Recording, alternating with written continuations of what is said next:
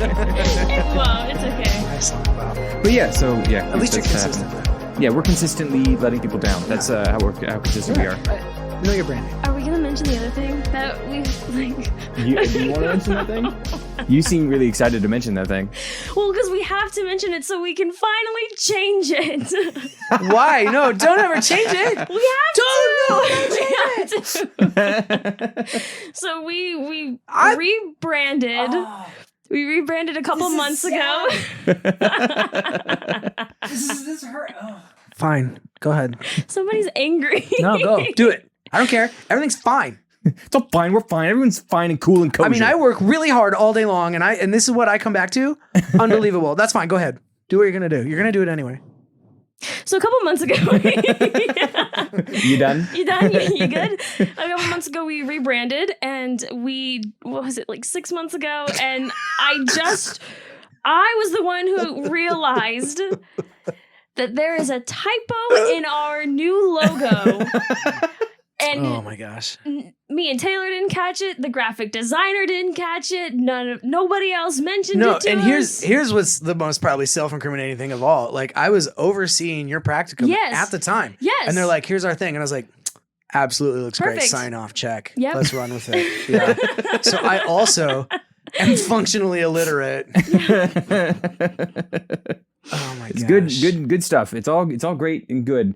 So we're only gonna run with that bit for another week, and then it's gone. Yeah, God, it's so good though. Okay, do they know? Have you talked about it? Like, have you told them what it is? Oh yeah, so it's media for the intellectually impoverished. Impoverished.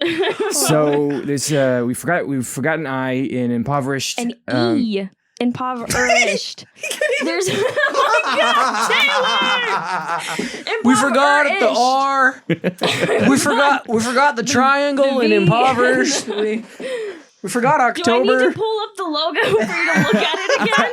I don't want to say yes, but I'm also very confused. Everybody's gonna notice it now. And impoverished. Impoverished. Instead of impoverished. I have a it's phone. Impoverished. I mean, honestly, just like an apostrophe could fix this all. Yeah, that would be. We've debated on how to fix it. You're like, if we just put an debated apostrophe, on not mentioning it at all. Then we have we have said deleted it so that it scans. We were gonna mention it, but then we weren't gonna change it. We were just gonna change all of the rest of the impoverished into taking the E out of it. Yeah, so and removing that from all the social media. Oh, so that's really good. Purposeful, which we'll probably still do for another week or so.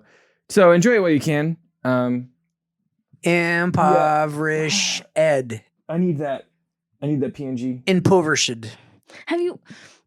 That's You haven't. But No. Okay. just give me the PNG and I'll do that. Wow, it's like being the third wheel at a weird graphics custody hearing. Yeah. Because we need to fix it, and I'm supposed to fix it. You were supposed to start figuring Taylor, out how to you fix get the it. PNG on the first, third, and fifth weekends, okay? Yeah. And Wednesdays and Thursdays are the off weeks. Well, this is just a screenshot of it. You have the file. I as the person who created through it, I can absolutely say I should have the file. No, it because definitely should. I should have it. the designer sent you the actual file. Like, you have that, and we confirmed that you have it. I just don't want to be here when you guys talk to the files. Like, I'm leaving for that. I'm not going to be here for that. It's too awkward. This is a topic for another day. This is not. We've got a limited time frame. That's right. We gotta keep it tight. Moving. That's what the listeners are used to.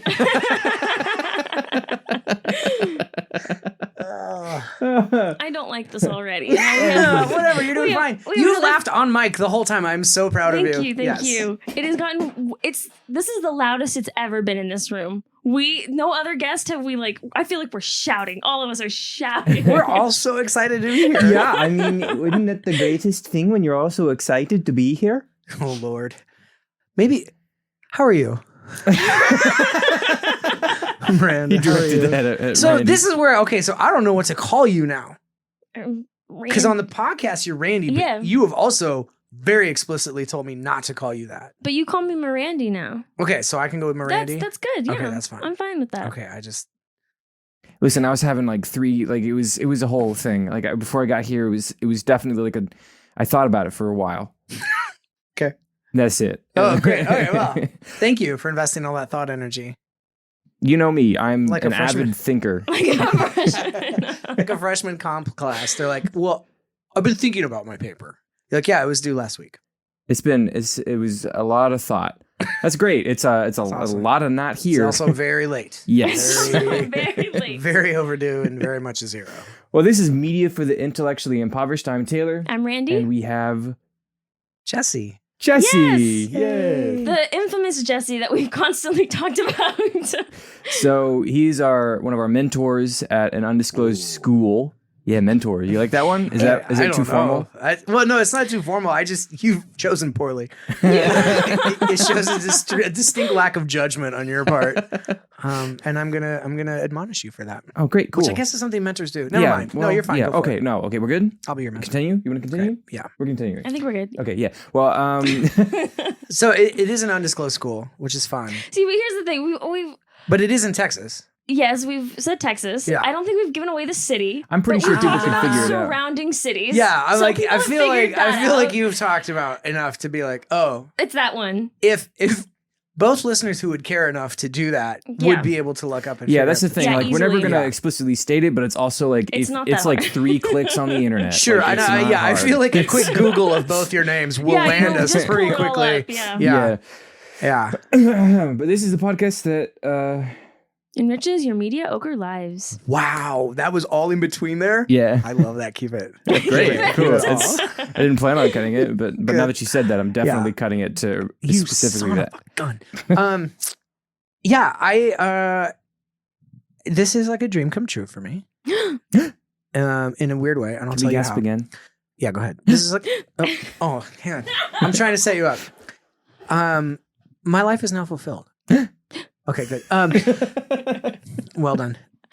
No, so you two clowns had this idea for this podcast, Clowns. and That was not I nice. mean that in the nicest. Like, Oh, it was nice. Yeah, I call my own children clowns. So please know you are in good company in that tiny little car. You had the idea of like we want to do a podcast. You can laugh at my jokes. No, I Mirandi. can't. I can't. Okay, you guys had the idea for the podcast, and they're like, but wouldn't it be cool if we got credit for it? And we were like, cool, yeah, you can do that. Let's just do a practicum. And then they were like, Jesse, why don't you oversee this practicum while these guys make up this podcast? And I was like, yeah, I'm Yes. qualified. Sure. Yeah. I've listened to podcasts, but At it's least been once. really fun to like be a listener, but also like from that sort of standpoint of, I don't know, we'll stick with mentorship for now. Of wanting like to see you guys do well and to see you do as well as you've done and to see it grow the way it has. And now like I'm on it.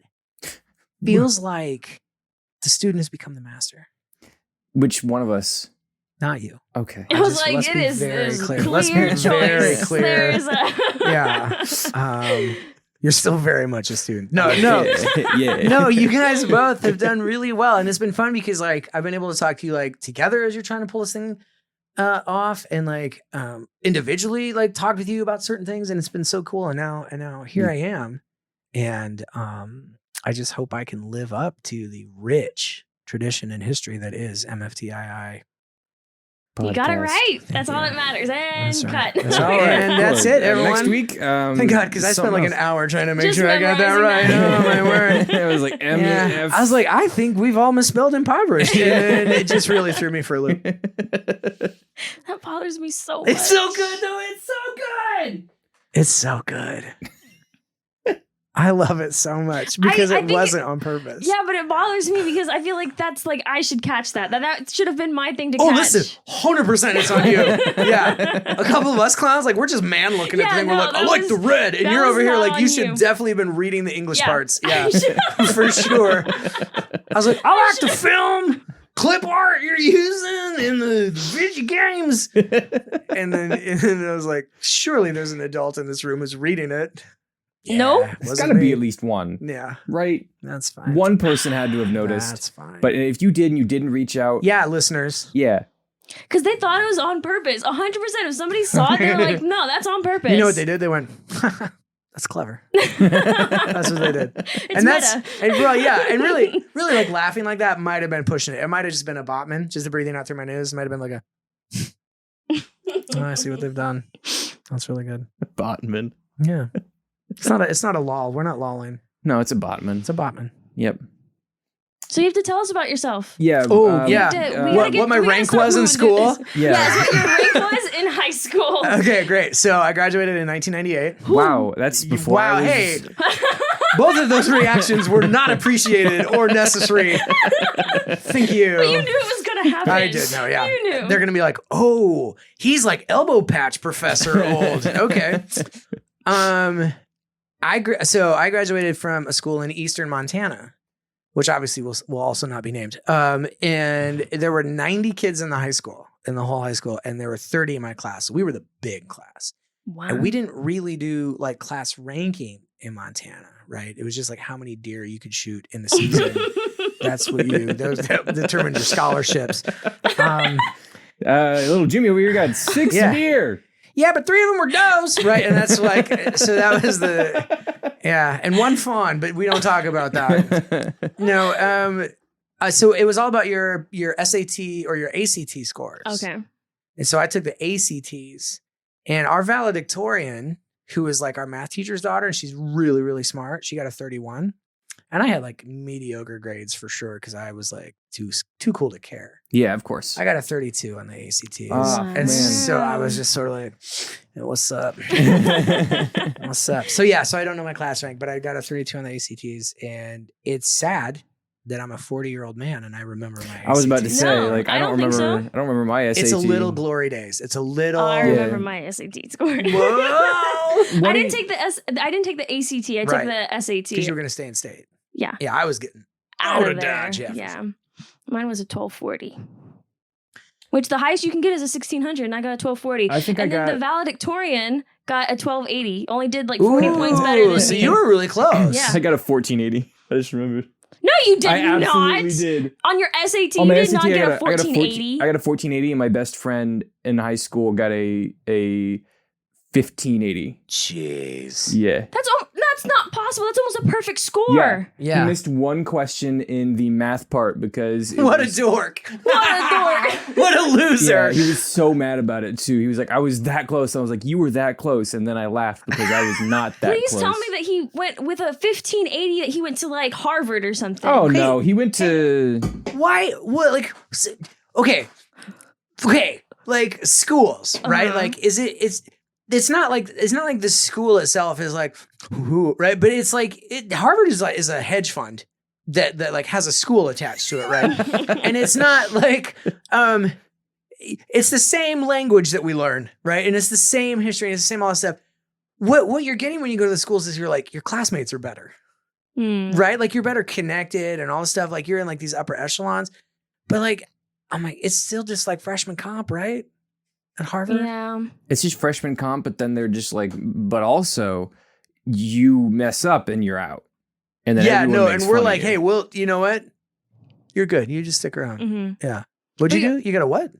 No, you're fine. Go ahead, stick around. You also get the name along with it, though. If you graduate from there, you get like you can say, "I graduated from I know, Harvard." but But like then what here does you that can say I mean? graduated from an undisclosed school in Texas.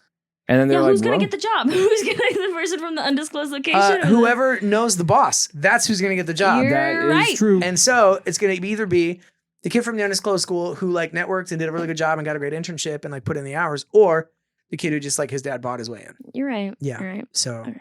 sorry, that's my beef against like schools. That hit a nerve there. I did, yeah. Yeah, I'm it was like, a I'm little just sick of touchy. people like with resting yacht face, just being like, my school was better. And I'm like, okay, resting yacht face? It's all the same. Yeah. Yeah. Because they have many yachts? well, I don't know. I can only imagine. I can only imagine. You can't do that because then you have to pay for that. Yeah, yeah. I don't want to pay. Okay, I'm gonna start singing that some one. Beatles song real Oh, quick. no. What are we talking about today, Randy? Yeah, what are we doing? Weren't we supposed to ask another question? But we're gonna move Well, on. what did We're you gonna- do in high school? But Oh, who cares? Yeah, Oh. but, okay. Don't talk about what you did in high school. Like, talk about like your credentials. Like, what do you do? Like, what is the like? Really, basically, since high school, I haven't done anything. I see. No. Okay, so I got out of high school. I went to a 4-year Christian school up in Minnesota. It's basically, it's a lot like a lot of schools that a lot of your listeners will go to, just colder. And we did 4 years there. I played football in college, and I did theater. So I was like a weird athlete drama nerd combo guy. So like in my football friends, I was like the littlest, and they're like, he's so cute, and they'd pet me, and then they would feed me, and I would do tricks. But my theater friends were like, please don't eat us. Like, please leave us alone, and don't look at me like that. Right in the middle. Yeah, I really was. Like, I'm 5'10". That's the most average. That's the only thing that I am that's average, is that I'm 5'10". But I did both sports and theater, and then my mentor in undergrad told me that I should go to grad school, and because I was dumb and didn't really think for myself, I was like, oh, okay. So I went and I got a master's in acting from the Chicago College of Performing Arts at Roosevelt University in Chicago, Illinois. That you'll name drop. Yeah, but you'll name drop Yeah. that, but like, what's wrong with name dropping Harvard? It's just it's like, No, because it's a joke. Like, no one's ever heard of where I went to see. school. Never oh mind. no, Yeah. it was a joke. Yes. Okay, I find okay. the best ones need to be explained. Randy, confirm or deny? Yeah. Okay, great. No, so that was I rate the bit B+. okay. That's honestly, I feel like that's generous, and I feel like you curved it, and I appreciate that. I did, yes. Yeah. I mean, She's you're basing it being off of all my Yeah, Fs. exactly. So like, She's like, well, I didn't, I wasn't disgusted by it, so that's fine. It's pretty high. That's the bar that you That's have to such meet. a low bar. The bar is so low with me. Like, it's just this toe steps in front of it are miles in her eyes. That's fantastic. Wow, that was like poetical. Yeah, so got my master's there. I did a lot of improv while I was going to school for acting, and then I was like, I want to go be in the movies. So I was starting to get calls from producers in town. Like, I wasn't gonna have to audition for plays. They're like, hey, we want you to be in this show, and I was like, ooh, this will. If I stick around, it'll be really hard to leave. So I was like, I want to leave. I want to go out to LA. So I did. So I went out to LA, and I was out there for about a decade. And then I was like, this is dumb, and I hate it because actors don't have really any sort of creative say in the projects that they're in. They're very much just meat puppets, and it's like, stand here, say this, do that, and please look beautiful. So that's where I was out, and I was trying to get because every like young aspiring thespian is like, I can be any role, right? And it took me banging around in LA for a while to be like, oh no, I'm not any role. I'm the zany sidekick. Like, I am the less attractive, might like, connect with the quirky girl sidekick, but like, I'm not like, not leading man material. Definitely have a face for comedy. So I was like, I don't like this, and I don't like that. And I was spending so much time just trying to survive in LA that I didn't really have time to like pursue what I wanted to do. So then a friend of mine whom I met because I auditioned for him, and he was producing some web content. Leave that in. You have to now that he said it. Exactly. So this is all I have to do if I want him to leave it in is say leave it in. But if I want him to cut it, I just start singing a Beatles song. So I auditioned for a guy. We started making serialized web content, and then he enjoyed working with me. I enjoyed working with him and his crew. They were interesting. They were a small crew, very tight. Everybody wore multiple hats. We shot a feature's worth of content in like 4 days. Wow. Yeah. And it was, I mean, it's as good as you would think it would be. But actually it's way better than it has any right to be. And it was just because everybody knew exactly what they were doing, exactly what they needed to get. And we were flying. So I was really impressed with that. And they were like, hey, you are fun to work with and not a complete diva, which obviously I was tricking them. And but what I liked was we would do what was on the page, and then they're like, just do one, just do one for you. Just have fun, just improvise, just make it up. And they were letting me be creatively involved. And I was like, ooh, that's fun. I like this.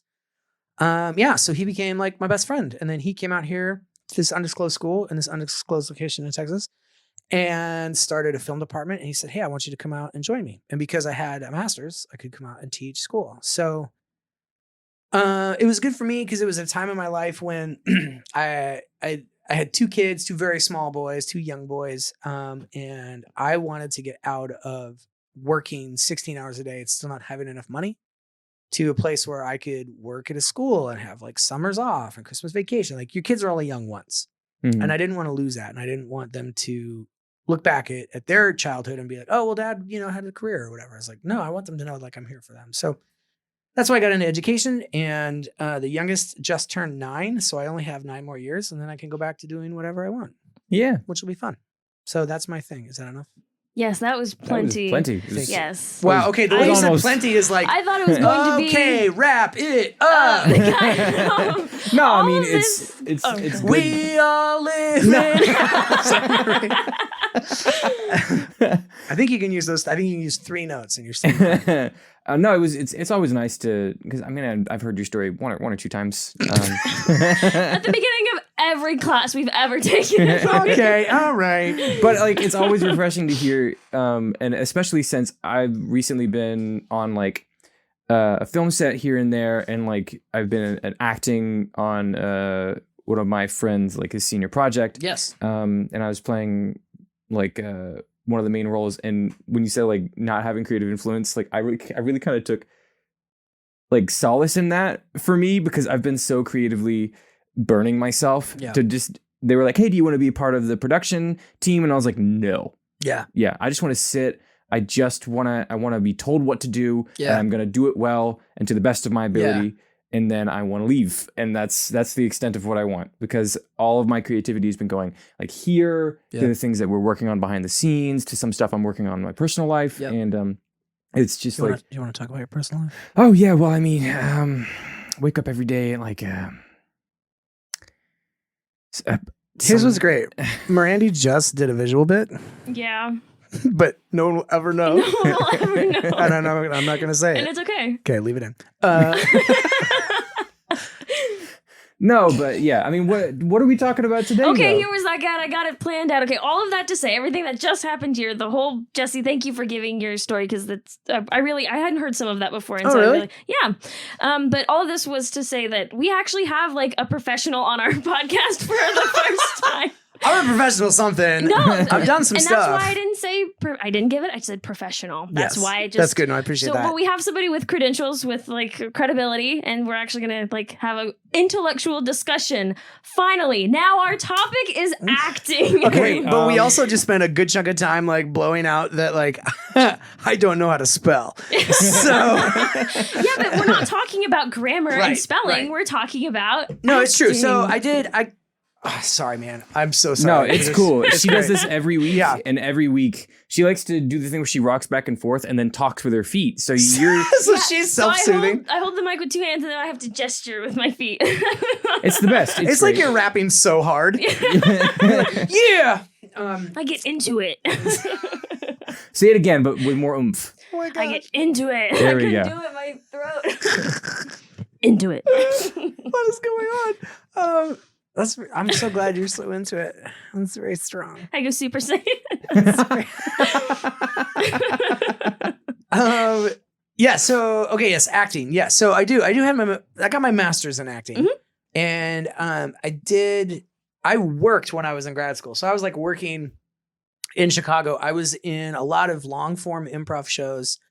Some that were more scripted with just some improvised bits. Some that were 100% improvised, and we would just like we'd spend 10 minutes getting suggestions from the audience at the start of the show, and then we'd go for an hour, and we would basically do a 1-act play, which was super fun. And boy, I've never, even to this day, like I don't know many creative projects that I've been a part of that were more fulfilling than doing that show, because it was live, right? Like there's no, like you can't, There's no mistake. there's, Like you can't mess there's up. no take or- two. Like Yeah. you go out, you mess up, like you got to just own roll it. with it. Mhm. Yeah, it's some of the most magical moments that I've gotten to experience were through that. And then, yeah, doing some serious dramatic work I've been able to do, but mostly like I love comedy. It's, I love it because it's like, it's the reason for, no, I got to know where you were going. Please. I love comedy. It's funny. It's, yeah, I've actually done that. I always say, comedy, it's funny stuff.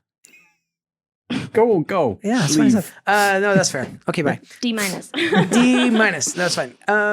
No, but I think acting. So this is like if you take my acting class, which Mirandi has I taken have. my acting class. I made you cry. The first day. Yeah, boy. I have my emotions right on the surface, and you Yeah. just tapped into them. And I which, was like, "Oh, would you like those to come out?" And you were like, "No." I was like, Nope. "Tough." too bad. Yep, Here bye. we go. To be fair, it is making Randy cry is like trying to fill up a cup that's already Full.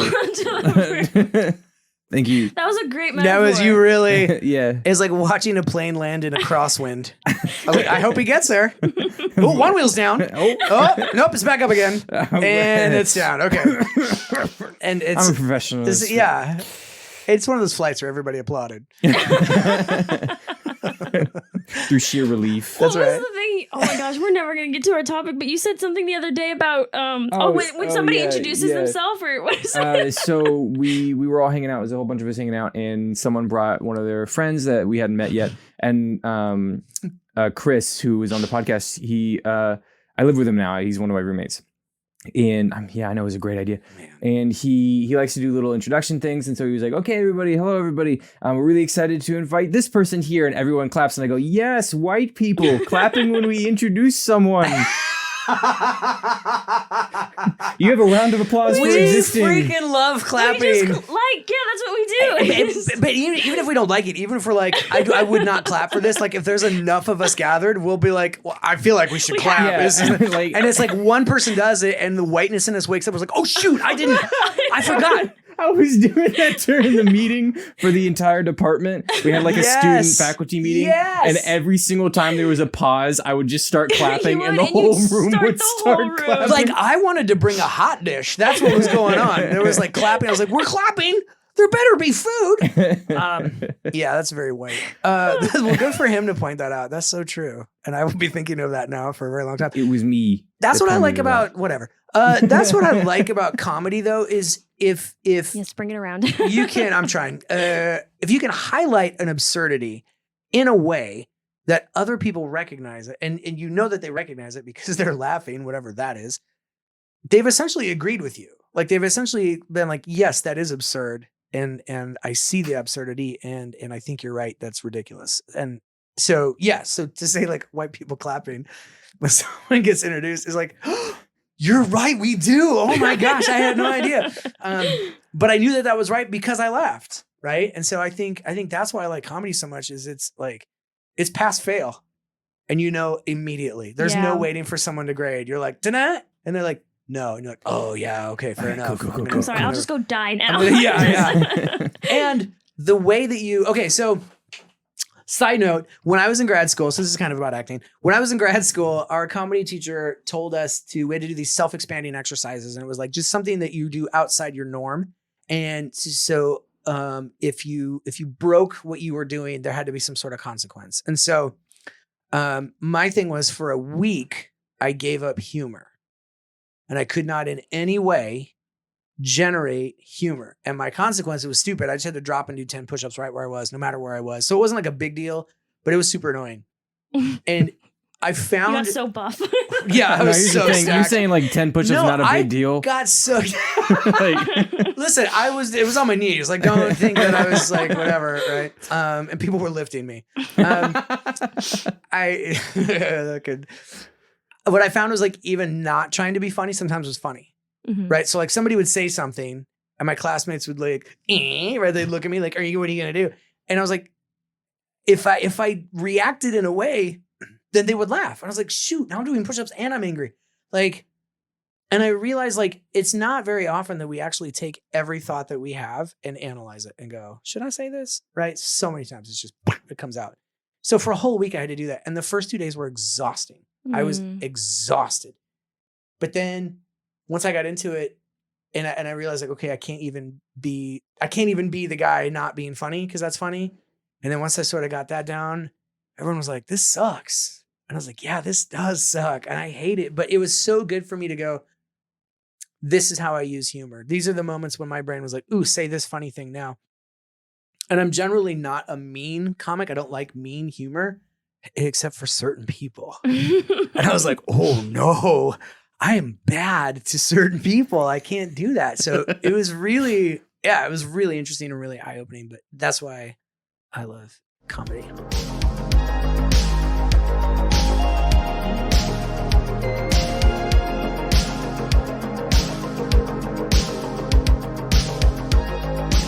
All right, so what are we talking about? Acting. Yes. So you had us watch Peaky Blinders. Yes, I did. Like a couple of episodes. I haven't seen the entire show. Well, there are 5 seasons, right? I've only seen up to season 4. Oh, really? No, it fell off. What are you? No. I don't know. You're gonna make me rewatch the whole show now, aren't you? No, just the last season. Yeah. No, I do. So I came across Peaky Blinders almost on accident because I was like, that's the dumbest. Like, what a dumb name. Mm-hmm. Like, if you're gonna look at it just purely from a marketing standpoint, and you're like, hey guys, Peaky Blinders, what is that? I'm like, honestly, it's something to do with window dressings. Like, this is all like. It's such a weird. I don't know. I was like, what do you mean window dressing? So when a window wakes up in the morning, Yes. and has to go in the office. But it is like the best, worst named show. Like, it's a great show. Phenomenal. It's a little slow starting. Like any show, I feel like you have to give every show like at least 3 episodes because the pilot was written like totally separate, right? Mm-hmm. And then they had then they got the funding and they got picked up. So then they got to write the further episodes. And so you got to give them time. You got to give a show time for everybody to find their legs and their chemistry. By the time they get into like season 3, for sure, the pressure, it's sort of like a Breaking Bad scenario where someone chooses crime intentionally and then in doing so, like, has to keep going to the next level and to the next level and to the next level in order to like stay ahead of their crimes. Mm-hmm. And I love it for that. But like the acting is so good because everything about it is not everything. It's a very like violent and gruesome show. Mm-hmm. But the subtleties, when it is subtle, it's really, really good. Like, and so that's why I was like, we should watch that. Yeah, I mean, I'd never seen the show. I kind of just jumped in the middle to the episodes that you wanted to. Yeah, jumped in season 2. So the episodes we wanted to watch, and I completely agree with you, were the last 3 episodes of season 2, 4, 5, and 6. And even then, there's 2 particular scenes that we'll talk about, one in episode 4 and one in episode 6. But you jumped in season, so you don't know the whole struggle of season 1. Yeah, I mean, like I've jumped in blind, but from what I saw, because it's Peaky Blinders. I know. Yeah. The main actor's name, the guy who plays Tommy. Yeah. What's his name? Yeah. How would we pronounce that, do you think? Cillian? It's Killian. Killian Murphy. Cillian Murphy. Okay. Who's probably most famous for? He's being in the Batman Begins movie and playing Crane. Yeah. Scarecrow. I was like, yeah, Scarecrow. Well, it's the same person. But Scarecrow. Shut up. The sort of quiet intensity that he has, right? It kind of blew me away because I'd seen clips of it before, like on social media and just like picking it up on YouTube and stuff. But he just like whenever he's on the scene and on set, like he just sort of commands the entire conversation. It doesn't matter who he's talking to, whether they're the higher status person.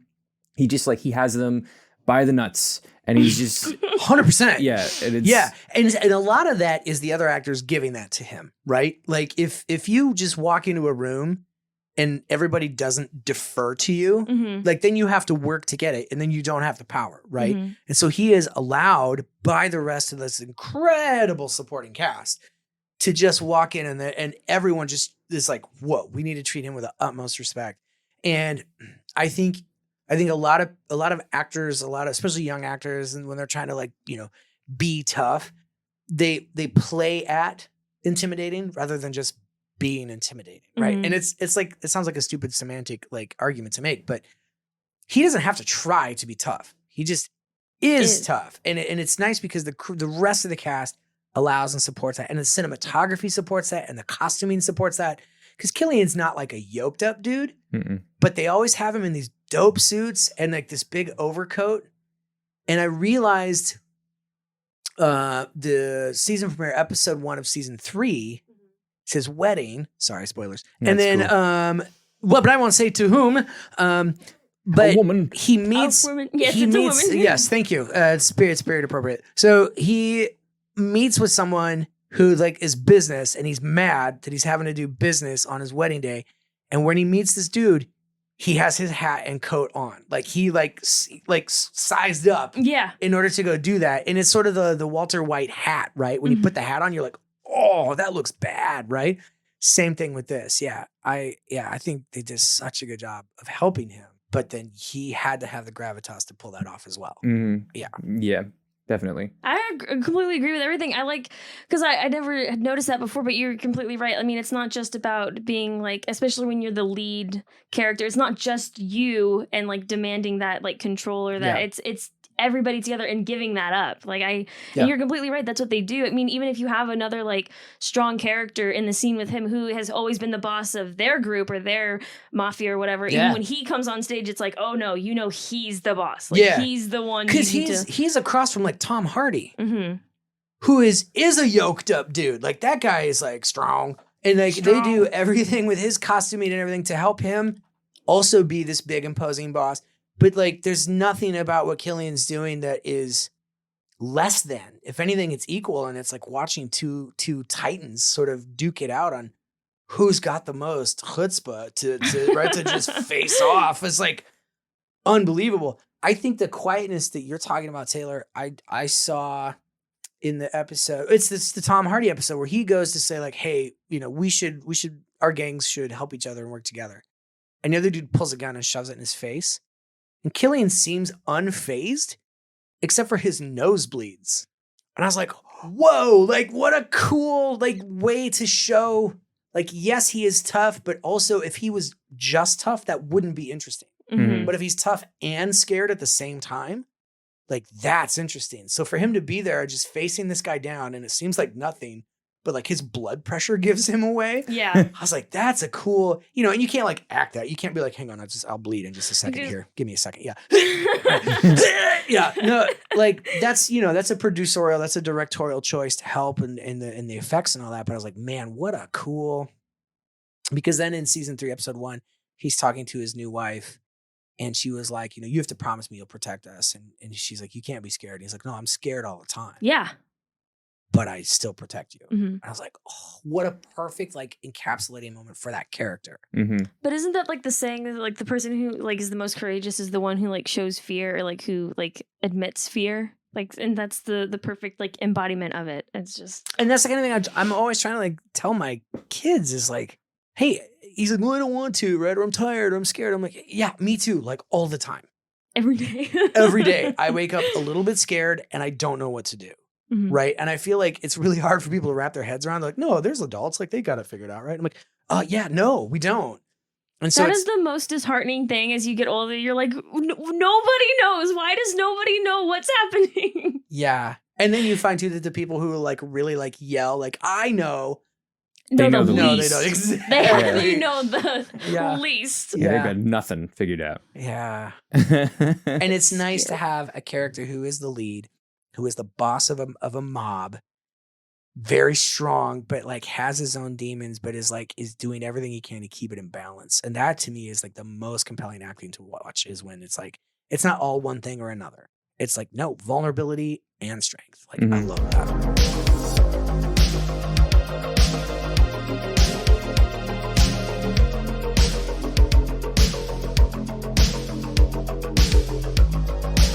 Do you want to jump into some of the scenes? What scenes specifically did you want to talk about? Okay, so okay, you guys. An actor's job is to like take whatever the words are on the page and bring it to life in a way that's like believable and effective, right? And compelling. And there's a scene in season 2, episode 4, where the main character Tommy is there's this lady. And he has taken an interest in her, and she's very wealthy, and he drives to her house and he shows up at the house, and the conversation that they have, if you were just to look at it on paper, is almost like nothing, like just banal. And like, what are you even talking about? Right. And she's like, oh, it's a long way that you've driven. He's like, it's not that far. And then he's like, do you have motor oil? And she was like, I think I have some in the garage. And it's like, if you were the actor and you're handed that script, you'd be like, what is this about? Right. But the director and good actors, they realize like, oh, well, it's about, they like each other. And there's a lot going on here, and a lot of like societal norms that they might break, and a lot of moral norms they might break, and a lot of things like there's going to be consequences to this action for sure. But they bury it all in this meaningless dialogue. And I just love it. I'm like, oh, they acted so good, because they brought meaning and intentionality to what would otherwise be a very boring conversation between acquaintances. And I loved that. Yeah, I remember. I mean, I just watched that scene probably less than 2 hours ago. Nice. So it's very fresh on the mind. I'm watching the scene right now. Oh man. And this is what it's like having these guys in class. Yeah, currently doing the homework or just finishing the homework? I'm offended. I've always done my homework. Randy is the most like, I did all the assignments. I didn't sleep for 3 days. And I did them perfectly to a T, just like you asked for them. I am malnourished to the point of... So don't even try to say that. And yet, for her own podcast. Yeah. I was watching it. The next scene that we'll talk about, I was watching the last 2 minutes of it when we started the podcast. So good. So good. Good. We're good. We're prepared. We're professionals. Yeah. So if you guys are looking to hire these guys once they graduate, I hope you listen to this episode. Our work ethic. That's right. We already know your work ethic. We've heard about it on the podcast. We get it done. Taylor gets it done. Taylor makes it happen. I You do great. don't You do great tarnish work. my reputation. Yeah, no. There's nothing for me to tarnish, friend. That's both a compliment and a whack I'm at the same taking time. that as a compliment. Just good focus on that, yeah. But yeah, it's the scene. It's just a lot of like, I don't know. It's Boy, I don't know if I could have said that better myself, to be honest with you. I mean, can I get a transcript of that moment? I'm just going to share that in my classes and walk out. I'm just gonna say that. I can give you the audio clip. Noise. Everything. Well, no, they're paying me. I have to say it. Oh, okay. Yeah. Right. Yeah. No, I'll write it down. Thank you. Yeah. And then I'll just be like, well, it's like, it's all that. Yeah. All right. See you next class. That's right. All right. You're dismissed. The bell doesn't dismiss you. I dismiss you. And I say you're dismissed. And I say you're dismissed. We've got like 45 minutes left in this period. Interesting how you say that. That's right. What did I just say though? Yeah. You are dismissed. That's fun. Yeah. Yeah, it's good. Please, what are your thoughts? I don't know where all of that was going. That's all right. That's why we derailed. No, it's so this was, but even before, because you didn't tell us exactly what scenes to like watch out for when you told us what episodes to watch, but this was something that immediately caught my eye and I don't remember it catching my eye the first time that I had seen it, because again, it's such like a mundane like conversation, but yet there's so much going on that is unsaid, and that's all through like the tension, the like their body language and their eye contact and everything. It's the whole performance brings about this glorious tension between the two of them. Yeah, because Killian's already such an understated performer in this role. Mm-hmm. And so almost his being there is enough. Yeah. Right? Him just showing up, all of a sudden it's like, oh. And she got it right from the moment that he walked up. She was like, oh, I get what's happening. Yeah. And her body language was very much like, yes, please. Right? Yeah. Which is also interesting because she's a widow. Yeah? Widow? Yeah. Yes. And it's this interesting because like you can tell from like it's so, and maybe you can speak to this because it's two things going on at once. She's so conflicted because like you can see it in her that like she wants this, but also like she's terrified of it. Like she's terrified of the consequences that are going to come out of it. Right, because of the rules, right? Yeah. So she's a widow, and I think that's not a mistake. I think that's a very deliberate choice that the writers had. Having spoken with a number of widows are often treated as untouchable in that sense of like, actually Ricky Gervais in the TV show Extras that we were going to talk about, but is currently unavailable on our market. Thanks, BBC. Yeah, that's also a very good thing that you just did, Taylor, that no one will ever know. Keep it in. We're going to keep that in for sure. It's like, you can't live up to that, a dead spouse, right? Like they didn't like divorce. They didn't hate each other. They were taken away at the peak of their love, right? And will only be remembered well. And so like, how are you going to compete with that? You can't compete with that. Yeah. And so there's a lot of that. Also, she's very high society. He is very low society. Like, it's so funny because when he pulls up to outside of the house, and it's like a sprawling estate, right? Yeah. It's like acreage of house. And he swears, he's like, he knows, he's like so outclassed. And he knows that that's what he's up against in order to be with her, is that like, he's from low society. She's from high society. So he pulls up, just sees the house and is like, man, this isn't going to happen. Yeah, that's so interesting because you're right. He comes from such like a low, but he's not. Gypsy. Yeah, but he's not like wealth isn't like unknown to him. Like he's built up a. At this point, yeah, he's built up a pretty substantial empire, but Yeah. socially, Yes. that doesn't matter. Yeah. And he's coming from a place of like, of where social etiquette is not at all there. I would say there's different social like etiquette, and Yeah, that social for- etiquette is like who's the top dog in the room, and then everyone defers to that person, Yeah. and then beats up anyone who doesn't defer to that person. Right. But then in this different world, it's like maids and house chambers and everything's really pretty and you can't touch certain things on the walls just because you can't. Right. Yeah. And it's he walks into that. Also, we're going to keep house chambers because I have no idea what that is, but I'm definitely wanting to know what a house chamber is. I think the other thing that they have in England that we don't have is like blood, right? Like Oh yeah. society, right? And royalty and things of that where Americans don't have blood. no, we have no blood. There's We're dry. no- Vampires not welcome here. Nope. That's why they're living out in Transylvania. over That's in right. Europe. Yeah. They're like, at least they have blood over here. No, like, but you know what I mean? Like lineage, Yeah. right? We don't have lineage. We don't have like lords and ladies. We don't have people who are powerful just because of who they are. That's like the least American thing ever. We'd be like, oh, really? Screw you. And then we would like shoot them or whatever. That's what we do. Yeah, that's a typical American. Very, thing. very Yeah. typical. Yeah. this is the scene that I wanted because you can see. So I've pulled up. I have the episode on my iPad, and there's like this just one shot where Tommy Tommy, yeah.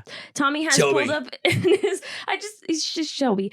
He pulls up in his car, and you can see the whole like estate that he's up against, and it's. I've never noticed that before. That's like beautiful cinematography because that's literally like he's up against like Yeah. that house. Yeah. He's up And against, it's all color and he's in black and the Yeah. black car and all that. It's yeah. that's I so know. beautiful. Such a good show. Yeah, so the tension then in the scene that you were talking about, Mirandi, is that idea that she, as a widow, has been shunned, rejected, untouched, unloved, unwanted, because who can compete with that? Yeah. So she's very skin hungry, not just like in like a weird like physical way or whatever, but like genuinely humans need contact with other humans or we die. And it's very, very hard for widows. Like, listen to me talking about widows like I know.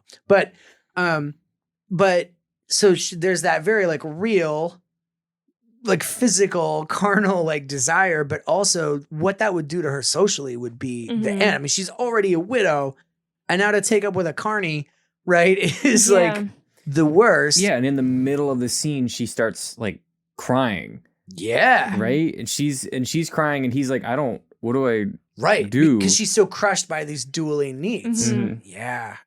Mhm. Gosh, it's so and she's like, she has to explain, and it's funny because in the context of like what they're talking about, it doesn't make sense. But she's like, ignore this, it's fine, Yeah. right? The crying is fine. She's Yeah. like, she's explaining to him that it's okay that we're hanging out and that we're gonna do the hide the pickle.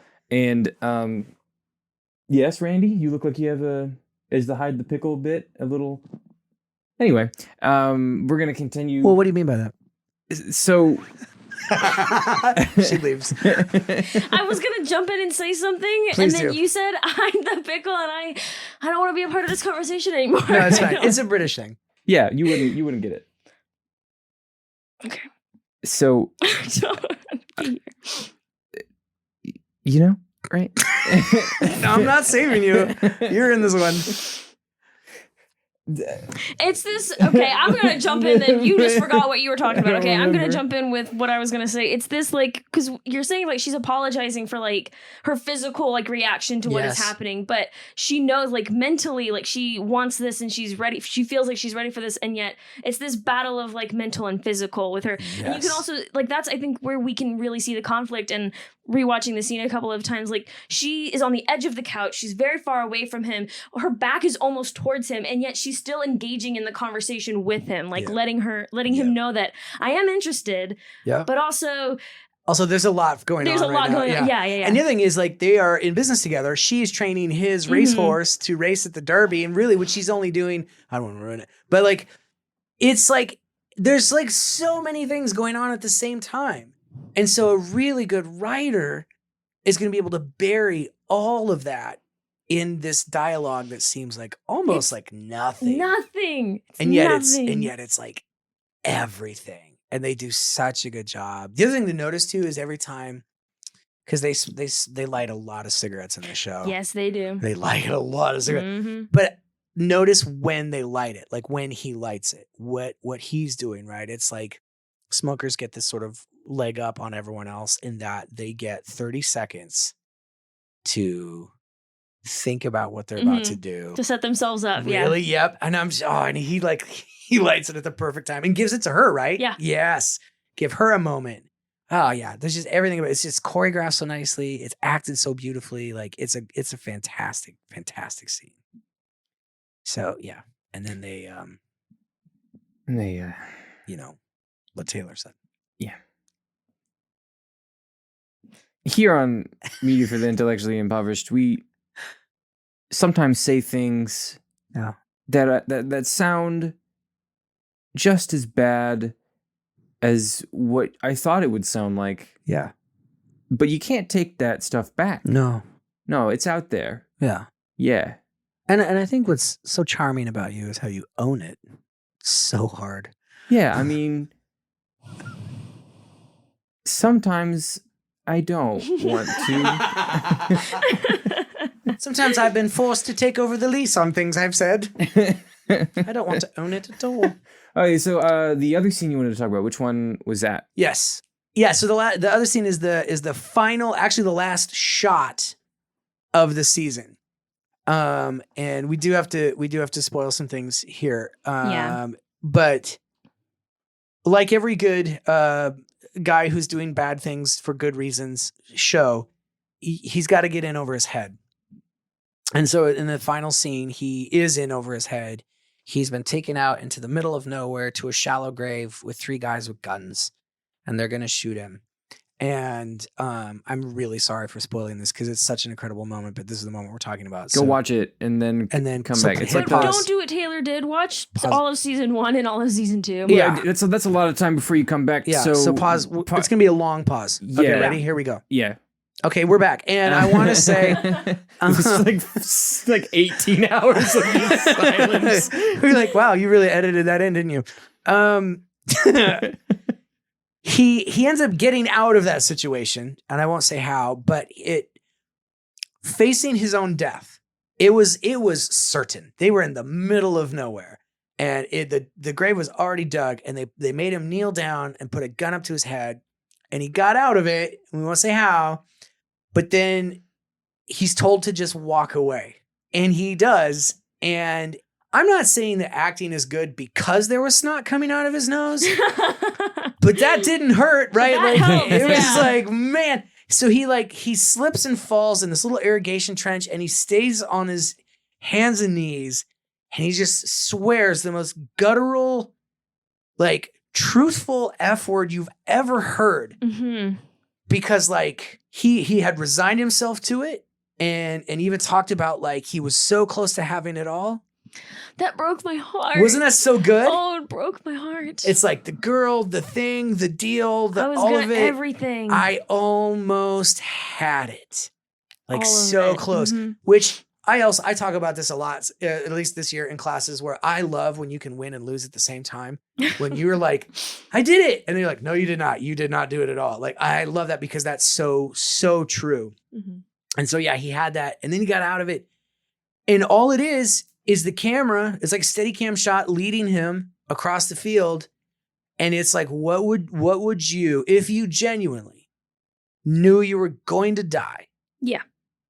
And then didn't, how would that make you feel? And like Cillian Murphy freaking kills it. Like he Killians so good. it. Oh, It's comedy hour, baby. We say things and that come out sounding exactly how we thought they would. Keep going. No, that's it. I'm going to need a transcript. Okay. Yeah. So that moment, just that last shot, and that's the last shot of that season, and so it leaves so much open. It's not the last shot of the season. Oh no, because they do the recovery, don't they? Because they have the rest of his like family is like celebrating because they got what they needed and everything. And then the last thing that happens is Thomas Shelby is sitting in his office. He leans back, and the last thing he says is, "I'm going to get married." Yep. And that's how the season ends. Right, because they were like, well, we've got to leave a crazy cliffhanger. Yeah. But also, But that answers your question of like, so he knew he was going to die. Like he knew 100%. 100%. He had his will. He Yep. was going to give all of the money. He was making arrangements. Yeah, because he knew it was certain death, and he was walking into it, and he knew he wasn't going to fight it or anything. He knew this was going to happen, and then for you to come out of that and be like, and like that, and that's the moment you see is when he like falls to the ground, and like, what would you do when you realize like you have been given like a second chance, and like the thing he decides is, I'm going to get married. Yeah. But it wasn't immediate, was it? Like he had to get back to his office. Like, so there's between the field and there, like, and I think, so like having lived something very similar, like with my divorce a couple years ago, I had a similar moment where I was like sitting in my car after a counseling session, a marriage counseling session, that I realized, oh, she's already gone. I felt like an idiot. I'm the last person to know. She knew, our counselor knew. Oh. And I was the last person to know. And I went out to my car and I said, potty mouth words, like really, really loud from the deep darkness of my soul. Yeah. Like, and there was something in that where it was it's all gone. And I've also gotten my life back. Yeah. And so so that to me, like, obviously I have like a personal resonance with that moment, but it took time between falling down in the ditch and snot coming out of your nose because you're acting so good, to being back in your office and realizing, oh, okay, now I get to move forward again. That takes time. And I like cinema gets to compress time. And so I appreciate that. But it does show like it's not immediate. When you have to feel the feelings, you have to grieve the losses, you have to do that work and allow that to come out. I was just talking with my stepson about this the other day. He's been a real pill lately. And it's because like he's had something in his life that he's very sad about and he doesn't know how to express it because he's 9. And so I said, like, finally he started crying, and I was like, oh, that's really, and I was like, man, that's really sad.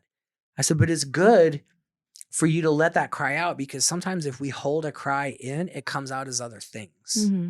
And that was the best way I could think to describe it to a 9-year-old. But it's true that like you have to let some of that stuff out, otherwise it's going to manifest itself in like unhealthy behaviors or whatever, right? So like if you have great sadness, which I think maybe, yeah, I mean, just maybe, sure, yeah. Just my emotions aren't just on the surface, and I'm ready to cry at any second. Sure, yeah, and that's why you're so fun. It's always a game. We're just ready to get a cry today. Gonna cry? I mean, not if, but like when. Yeah. Yeah. Not yet. It is But that's 3 p.m. and I have not cried the yet. day is young, friend. This podcast is young, friend. This podcast is dead. Yeah. I feel like I was tearing up earlier, and I can't remember why. Like earlier in the podcast, and Really? I don't. I could It's try probably again. when I said hide the pickle. Well, she was ready to let her sadness out for sure, and just in a different way. I think that as acting is supposed to be the representation of life, right? To being able to uniquely portray those emotions on screen. Are you laughing at hide the pickle? No, I was laughing at just my emotions at the surface.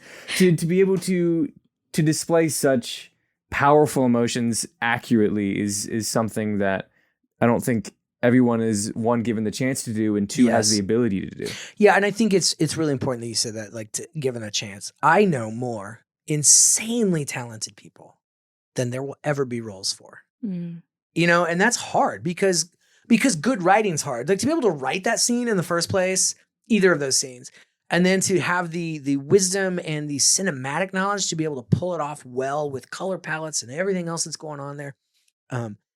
So few actors get a chance at roles like that, right? So you're always dealing with like half-baked stuff or very sophomoric efforts of trying to work with someone and develop a relationship enough to go to these crazy places that you get these opportunities. It's so rare. And so it makes me very sad. It's like Cillian Murphy killed it. Like, don't get me wrong, absolutely well cast for this and perfect. And the whole cast is so good. But for the cast that's in this show, there are 10 people that could play each of those roles just as well. Wow. And it's just right place, right time, right relationships, whatever. And to me, that's the hard thing about it. But then it also makes it that much more of a payoff when you see someone just nail it. You're like, good. Good. I'm glad that you knew you had this opportunity, you did the work, and you nailed it. And it was exactly what it needed to be. So.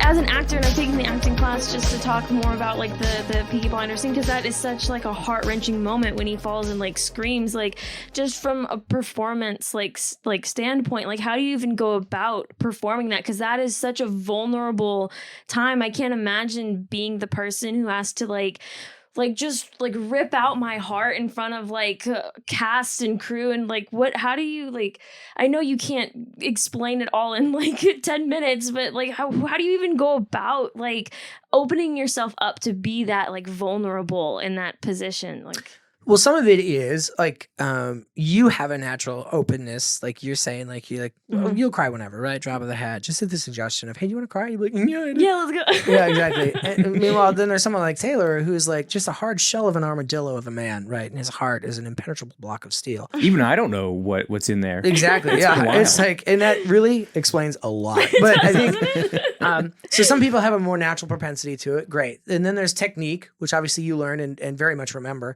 As I can see, yeah, by your vigorous nodding. Traumatized. Yeah. Where you learn to access things, some things emotional, but mostly from what I've been most successful with my technique is it's mechanical, where I can leverage and manipulate my physical self in order to generate that small spark of an emotion, which then you can, through focus and intentionality, fan into flame.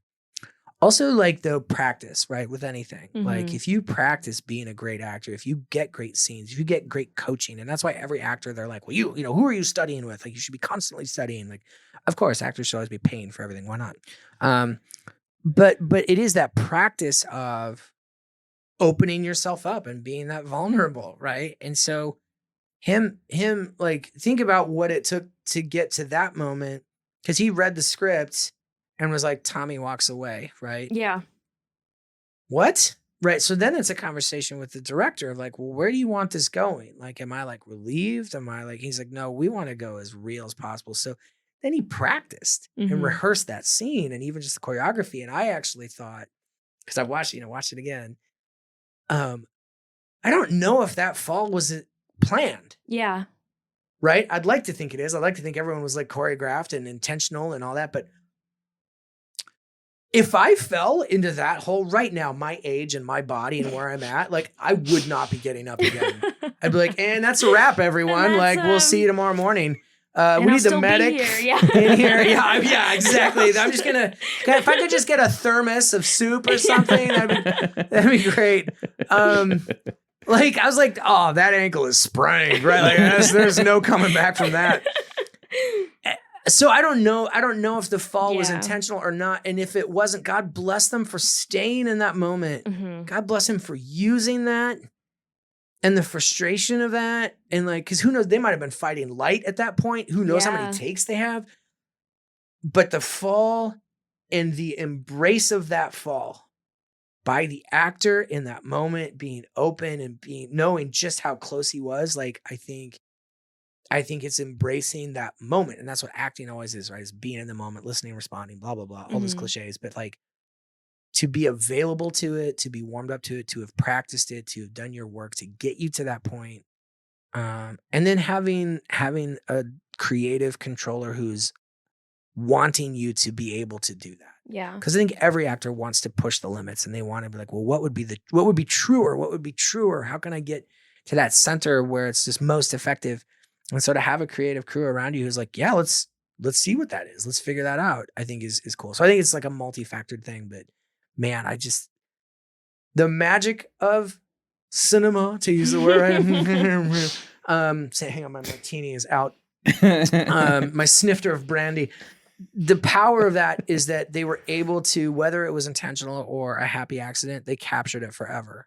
And we got to see it and we got to like resonate with that and be like, yeah, I have also screamed that to the point where snot came out my mouth, right? Like that's just like, that's a thing that we can resonate with, is like losing so hard in your win. Yeah. I think that's what makes it great is we all get it. Whether or not we've all been gangsters in Birmingham at the turn of the century in the Industrial Revolution. We get that moment. Yeah. And that's what I like about it. I thought you were going to pull more because I've taken your acting class, and I remember something that you said, like when you have those like really intense emotions like throughout your life, like sit in them for a moment and like remember every single thing that you're feeling. So then when you have to perform something in the same way, you can immediately bring all of those emotions back to the surface. And for something like this, like I'm only 20. I've only lived a short amount of time. I'm twice as old as you? Yeah. Holy Lord. Yeah. Oh, I'm so old. But just to hear you be so open with like your struggles and having to not face the exact same situation, but having those intense emotions. I recently went through something where I had those intense emotions where I was screaming to the top of my lungs in my car on my way home. Yeah. And then you were driving? Yeah. Wow, that's insane. Not good. Was not so good. dangerous. We here on the Don't do that. podcast for the intellectually impoverished do not recommend that you. And I knew it in the condone. moment. I was like, this is dangerous. I should probably pull over. But nope, we're going to go home. That's what we're going to do. Pulling over is more embarrassing than just doing it. Yeah, right. The cop pulls up. Are you okay? No. He's like, yeah, we're gonna leave. We'll just leave her. She's fine. No, but I remember I just screaming in my car and then like remembering. I don't know why that was the thing on my head when I just remembered like savor the moment for some reason. Yes. Well, first of all, you're welcome. Yeah, but I was sitting there and I was like, yeah, what am I like feeling? And now to look back on it, I'm like, first off, that's embarrassing. I would never want somebody to see me in that state. But yeah, acting is embarrassing. Yeah. Yeah, Ted Danson says that. He comes up to people on the set of The Good Place when they're trying to get a shot and it's just not working. That's a comedy, right? Mm-hmm. And he would come up and he would just be like, acting's embarrassing. I'm like, what an incredible man to be the lead on that set and to come up to people and just be like, yeah, let's just all admit vulnerability, please. Yeah. And that's what it is. It's about being vulnerable. And then also having like your cast and like the director and the team, like letting you be vulnerable, creating that like comforting space of like, this is safe. You can like go out, like do, like push the limits. Like it's all about the entire team. Yeah. Yeah, no, I think first of all, I'm really glad that stuck with you because it really is true. Like not just, if you're going to be an actor, but like any kind of artist tapping it, like you have to have a life that's interesting. Yeah. You have to have a life that's worth thinking about and portraying and sharing with other people. And so to have that real moment and to lock that in is really, really good. I remember exactly like my vehicle, the temperature, the sun, almost what I was wearing. I know exactly where the vehicle was parked, like all this stuff, right? Like, yeah, you lock it in and so you can go back to that moment in your mind, which is a weird thing that we can do as humans, right? But yeah, that starts to open that up and that starts to soften and like obviously now is not the time, but like like you're saying, in the right moment, and if the director and the crew can create an atmosphere and an environment that allows you to be creative like that, like it's so helpful. Yeah. And to get to tap into that, I've gotten to do that a couple times, and each time it was actually very fulfilling to me because I'm like, oh, maybe that's why I had to live through that horrible thing, is so that I could use it now. Yeah. And hopefully this helps people and changes people or affects people or whatever, because that's why I create the art that I do, is like, I want you to come out from something that I've made feeling like, A, I didn't waste your time, and B, that like your day's a little bit better, and not necessarily brighter, but better. And so if me going through that was enough to help 2 or 3 people have a better day at some point, like, then #, worth it, right? Yeah. Like, good. That's why we do that. And there are people who don't get that at all, right? And they won't be listening to this podcast. They'll be like, but instead you should do math. And you're like, what are you doing, right? Like, that's so dumb. But yeah, I think it's embracing that rough side of humanity. There you go, guys. I got you a free lesson on acting from Jesse. Oh, dang it. I did it. No. Pay us. This is the one thing I have that's worth money. Please come pay me money. No, that's the thing. You get the first lesson for free. Yeah, and it's they're like drugs. Intrigued, and then... Okay. So sometimes we... Let's move on to some recommendations. Wrap this up. Yeah.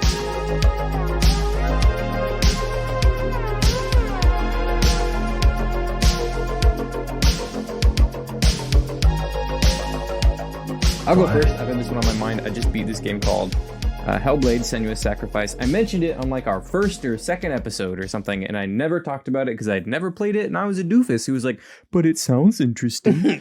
It is a story of a girl from the northern UK after the Vikings kind of came down and attacked while they were defending off the Roman Empire. And her entire like way of life was destroyed and her home was destroyed. And on top of that, she has psychosis and mild schizophrenia.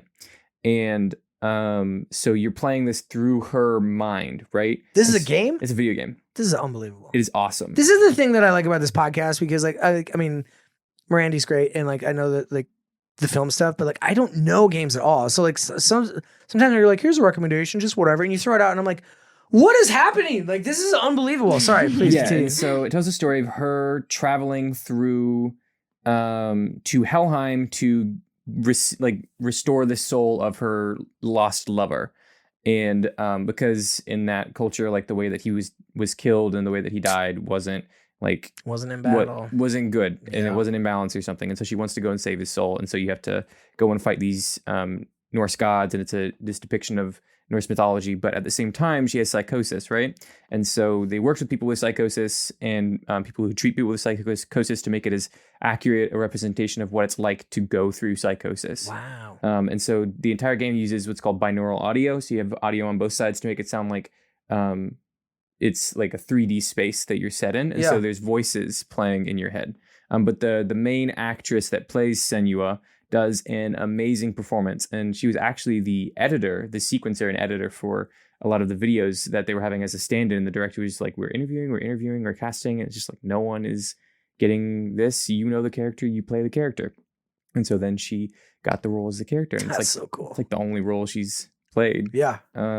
But she does an amazing job of representing this mental illness and what it's like to go through these harrowing emotions and stuff. And it's an amazing character piece, and it is an amazing experience. And I definitely recommend it. It's only about like, I don't know. It's a short game. It's probably about 16 hours. So. Oh, that is short. I That thought would you were going to take say like me- 60 hours. That would take me easily 70 or 80 hours. I have the worst at games ever. But yeah, that's What's it called? Hellblade: Senua's Sacrifice. Huh.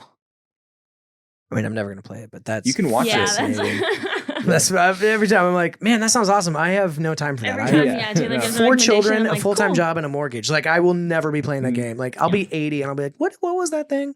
Yeah, the And opening then you can go back and sequence. listen to this I episode. will listen. When I'm 80, I'm definitely coming back and listening to this episode. Yeah. Because you will be 60. I'll be like, can you believe you said, yeah, hide the pickle? Hiding the pickle. No, but watch like the opening sequence. No, I would love 'cause, to. That's great. Hellblade. Hellblade. Yeah, Senua's Sacrifice. Nice. It's just so interesting. It's just such an interesting experience. Do it with headphones because otherwise you won't get the full experience. But yeah, that's me. Great. Recommendation. What are your recs? I'm going to recommend Fleabag because you recommended that to me and then I watched it and it's so great. The main actress, her name is Phoebe Waller-Bridge. Thank you, Siri. Yeah, thank you, Siri. I have my phone pulled up. It's such a great blend of like, it's like she's so funny the way that she like delivers her like line. It's just so dry. Oh, and so it's very like, British dry. Oh, it's Yeah. so great and like, but it's so human, and she does such a great job. So the show is, I hate doing synopsis, but it's about this woman who's recently gone through a big like loss in her life and just trying to come to terms with that. For the first season, like really hiding the fact that like Oh yeah. it's happened, and the audience doesn't even know for like the No. majority until like the last episode. You're like, Yeah. oh, this is why you're like that. Yeah, Like, this is how you and why then you are. finally in like it's only 2 seasons and you can finish it in a day. It's super easy. But by I did. I know. I was like, that's the voice of experience right there. Yeah, I finished it at 8 a.m. till yep. Oh my gosh, I don't even remember having the kind of free time to just start watching things at 8 a.m. Like that just is mind-boggling right Hold on. now. I'm like, I was up at 5:30 to make breakfast. You eat breakfast? Well, Ha. I feed my kids breakfast. Oh, Yeah. I have to intermittent fast because I'm old and getting Ye- fat. Oh, I Mhm. feel that. Stop. At least you're keeping your kids alive. That's a good thing. Well, for now. I'm I'm just kidding. I never struck the child. And I do feed them. I swear. I do. Yeah, I have a friend who's also a dad, and he goes, "I just put a loaf of bread on the table and say, make good choices." But yeah. Yeah, Fleabag's solid rec. It's really good. Can I make a rec? Yes. Yeah, absolutely. Okay, I'm going Yes, to recommend the show that I really wanted us to watch today, but is currently unavailable. It's called Extras. Mhm. Stars Ricky Gervais, and he and another gal play extras on film sets and TV sets. And then what they do is they get guest stars, these celebrities, to come in and play like themselves, but like twisted versions of themselves. And so like Orlando Bloom is on, but he's like playing a version of himself where he's so proud of being as hot and sexy as he is that he like has to get all the women on set to admit that like they love him. But like this girl extra is like, you're not my type. Like I'm not into it. And it just infuriates him. And so he does everything he can to like seduce her. And she's like, nah, I'm not into it. It's hilarious. The first season is excellent. Some of the best television and some of the best Ricky Gervais, where he's not. So sometimes I feel like he gets very caustic. And I'm like, it cuts from the humor for me because I'm like, oh, you're just like so mean and angry. But it's very toned down in the first season. In fact, there's this one scene where he's trying to pretend he's a Christian to get with this girl. And he thought they were going to go out for the night, but it was really to like a Bible study. So he's there in this like all white suit. Like they were going to go to like a club. And so the priest is like, oh, where are you from? And then the rest is just a monologue that Ricky delivers where he melts down so badly that he just leaves. And that's the end of the scene.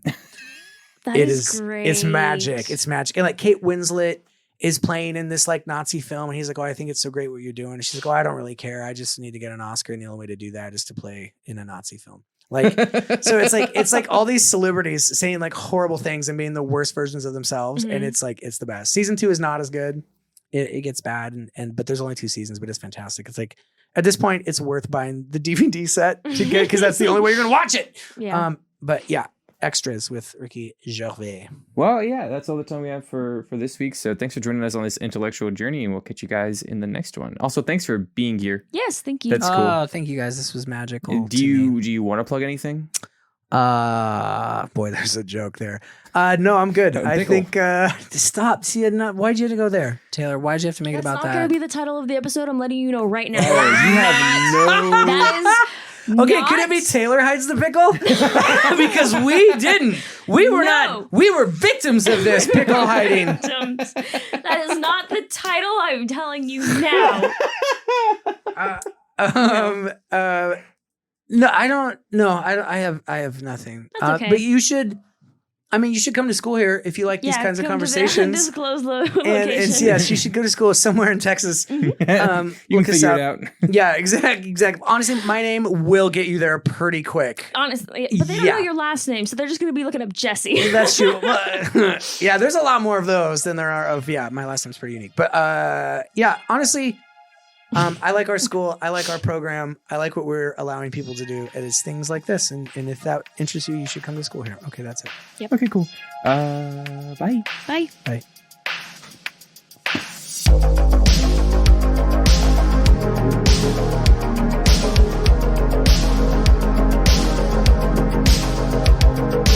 Media for the Intellectually Impoverished is hosted by Trey Taylor Smith and Miranda Randy Zapes. Produced by Cam Ritchie and edited by Kat Trapella. You can find us on Instagram and Twitter at MFTII Podcast. Subscribe to our YouTube at Media for the Intellectually Impoverished or email us at mftiipodcast@gmail.com. Thanks for listening.